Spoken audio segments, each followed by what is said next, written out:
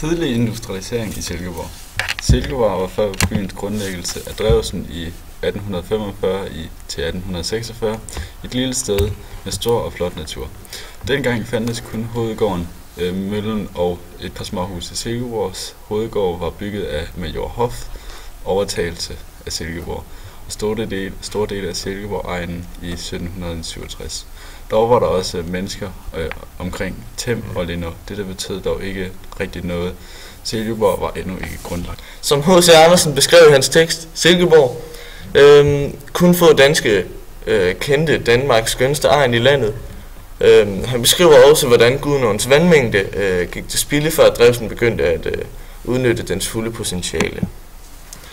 Ja, Michael Drewsen, han er født den 5. oktober 1804 på Standmøllen på Nordsjælland. Han var papirfabrikant og politiker, og han er mest kendt som Silkeborgs moderne grundlægger.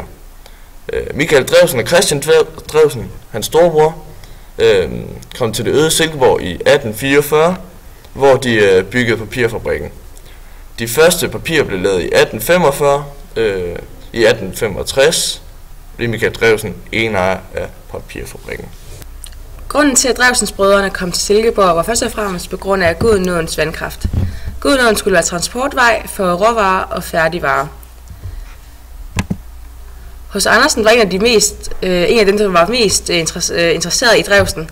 I H.C. Andersens tekst Silkeborg fra 1854 viser H.C. Andersen hans beundring og fortæller: Den mand, der ved fabrikshjulets enstående musik, ligesom fremtryllede Danmarks yngste by, Michael Drewsen, har her under Lyngtorvet lavet mure sit gravkammer, en prægtig hængebrik skygger over det, som vi håber, længe tomme hvilested.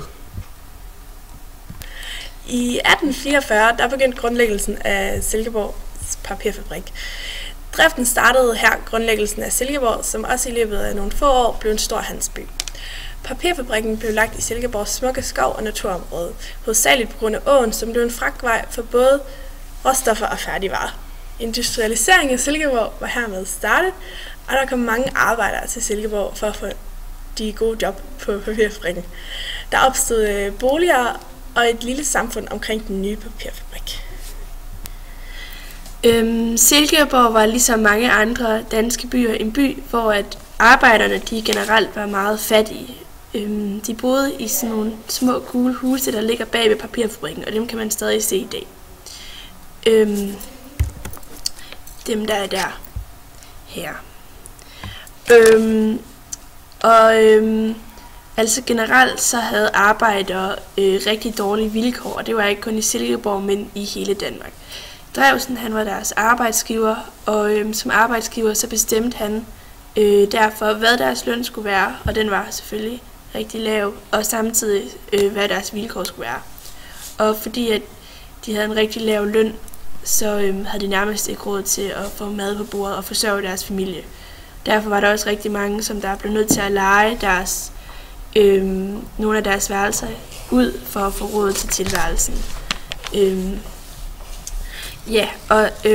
Som Johannes Jørgensen skriver i hans tekst København fra 1893, der skriver han: og fra kælder til top er alle disse huse fyldt med mennesker. Her findes ingen 5-6 værelseslejligheder, hvis mange rum kun giver et enkelt par mennesker ly. Nej, lutter små boliger er det 2 og 3 værelser, og hvert af disse værelser udnyttes til det yderste. En arbejderfamilie, der har en 3-værelseslejlighed, benytter ingenlunde alle disse rum selv. Allermindst det ene lejes ud til en ugift arbejder, en ung pige, som på en eller anden måde tjener til dagen og vejen.